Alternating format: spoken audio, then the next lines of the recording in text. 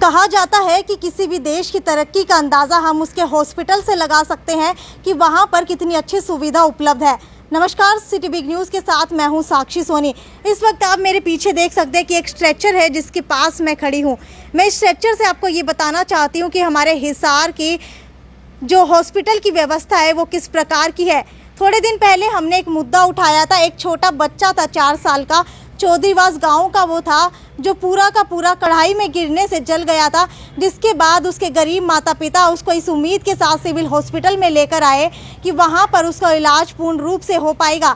लेकिन वहां पर जाकर देखा गया कि वहां पर हॉस्पिटल में डॉक्टर ने उसे एडमिट करने से मना कर दिया। उसके बाद वो गरीब माता पिता अपने बच्चे को बचाने की उम्मीद में अग्रोहा मेडिकल हॉस्पिटल लेकर गए। वहां पर भी उस बच्चे को एडमिट नहीं किया गया और उसके बाद उसको कहा गया कि आप लोग इसको रोहतक ले जाए। रोहतक के बाद जब वो रोहतक ले जाने लगे तो वहाँ पर एम्बुलेंस वाले ने उनसे 1600 रुपये मांगे। उन गरीब माता पिता के पास इतने पैसे नहीं थे कि वो अपने बच्चे को हॉस्पिटल ले जा सके। उसके बाद एक भले इंसान को ये बात पता चली और उसने उस बच्चे को अपनाया, हिसार के एक प्राइवेट हॉस्पिटल में उसको एडमिट किया, जिसके 5 दिन बाद आज उसकी मृत्यु हो गई है। चलिए डॉक्टर के पास चलते और जानते हैं कि आखिरकार ऐसा क्यों हुआ। क्या अगर वो पहले आता तो उसकी जान बच पाती? क्या ये जो हिसार का प्रशासन है उसकी लापरवाही यहाँ पर देखने को मिल रही है?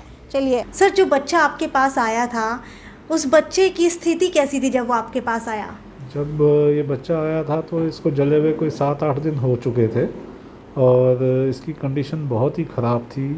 इसके जख्मों में काफ़ी इन्फेक्शन था और बच्चे के सारे बॉडी में इन्फेक्शन वो फैला हुआ था और उसको क्योंकि पहले कोई प्रॉपर ट्रीटमेंट उसने नहीं लिया था तो इसकी वजह से उसकी स्थिति बहुत ही गंभीर थी जब वो हमारे पास आया था। कितने दिन आपके हॉस्पिटल में रहा? ये करीब 4-5 दिन यहाँ पे हॉस्पिटल में रहा है और बीच में स्थिति शुरू में काफ़ी सुधार हो गया था इसका, लेकिन इवेंचुअली क्योंकि इन्फेक्शन सारे शरीर में फैला हुआ था तो उसका सांस के रास्ते में इन्फेक्शन हो गया उसकी वजह से और फेफड़ों में इन्फेक्शन होने की वजह से वो उसको दिक्कत आई और इसकी वजह से उसकी मृत्यु हो गई। तो सर कितना प्रतिशत जो उसका शरीर है वो जल चुका था? ये करीब 43% जला हुआ था। 43% जला हाँ हुआ जी। था। अगर 43% शरीर अगर अमूमन हम देखें तो अगर जल जाता है तो क्या सामान्य स्थिति हो जाती है दोबारा से?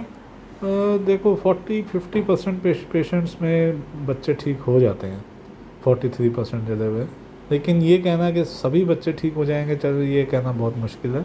तो इनमें मोर्टेलिटी रेट खासकर छोटे बच्चों में ज़्यादा होता है और 43% जलने के बाद इतने छोटे बच्चे आम तौर पे आप मान के चलो 50% बच्चे ठीक हो पाते हैं, 50 नहीं भी हो पाते हैं। तो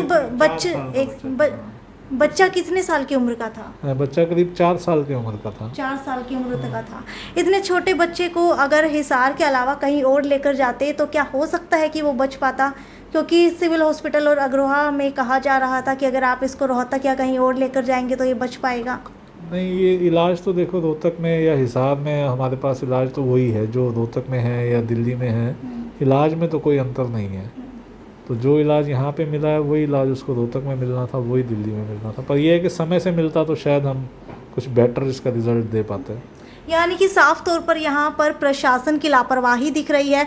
सिविल हॉस्पिटल में जब वो बच्चा गया तो उसको वहाँ पर एडमिट नहीं किया गया, उसको कहा गया कि आप अग्रोहा लेकर जाइए। अग्रोहा लेकर गए तो कहा गया कि रोहतक लेके जाइए, जिसके बाद इतना वक्त उसने गुजारा और उसके बाद एक संस्था ने उसको अपना बच्चा समझकर इस हॉस्पिटल में एडमिट किया। सोनी हॉस्पिटल में डॉक्टर के पास एडमिट किया, सुनील सोनी के पास। इन्होंने इलाज करने की पूरी कोशिश की लेकिन आज उसका देहांत हो गया। सर, मैं आपसे ये जानना चाहूँगी कि जब पेशेंट जल जाता है तो उसको किस तरीके का ट्रीटमेंट दिया जाता है?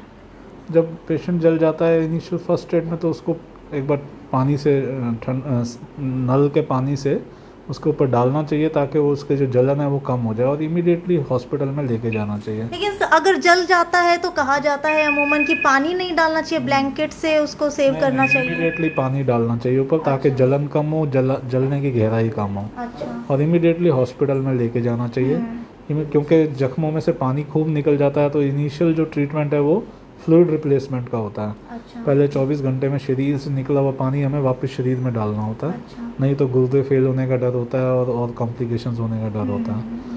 उसके बाद अगले 72 घंटे में इन्फेक्शन होने का डर होता है, क्योंकि इतने बड़े जख्म होते हैं, उनमें से कीटाणु अंदर शरीर में घुसते हैं। तो इन्फेक्शन कंट्रोल या तो शरीर अपनी एंटीबॉडीज़ और उससे करता है, और दूसरा हम एंटीबायोटिक्स वगैरह देते हैं। तो प्रॉब्लम तब आती है जब शरीर रिस्पॉन्ड करना बंद कर देता है, शरीर की अपनी जो इम्यूनिटी है वो कम पड़ जाती है। छोटे बच्चों में ख़ास तौर पे इम्यूनिटी अभी डेवलप नहीं हुई होती, तो वो थोड़ा प्रतिशत जले हुए भी मृत्यु का शिकार हो जाते हैं।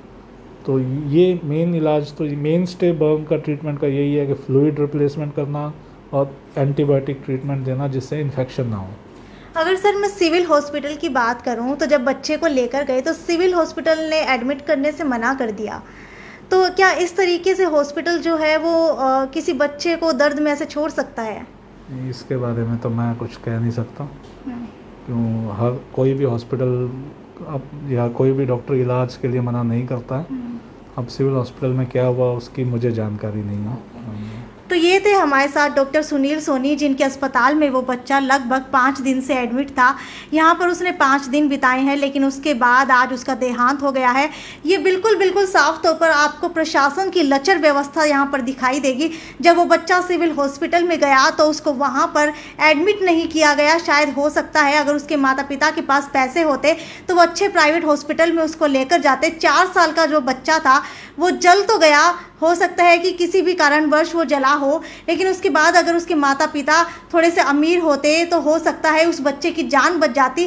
लेकिन सिविल अस्पताल के बाद भी आप देखिए, उसको अग्रोहा अस्पताल लेकर जाया गया, वहाँ पर भी उसकी कोई भी सुनवाई नहीं हुई, उसको एडमिट करने से मना कर दिया गया। जब एक संस्था को ये बात पता चली तो उस संस्था ने उस बच्चे को अपना बच्चा समझकर इस हॉस्पिटल में एडमिट किया। उसके बाद उसका इलाज चालू हुआ, और आप लोग साफ तौर पर देख सकते हैं कि इस जो मामला था वो इतना उछला था सोशल मीडिया के ऊपर, लेकिन उसके बाद भी ना तो यहाँ पर कोई विधायक आया, ना ही कोई सांसद आया। लगता है कोरोना काल के बाद इन लोगों को कोरोना ने ग्रस्त कर लिया है। इसी तरीके की अपडेट से आप जुड़े रहिए। नमस्कार।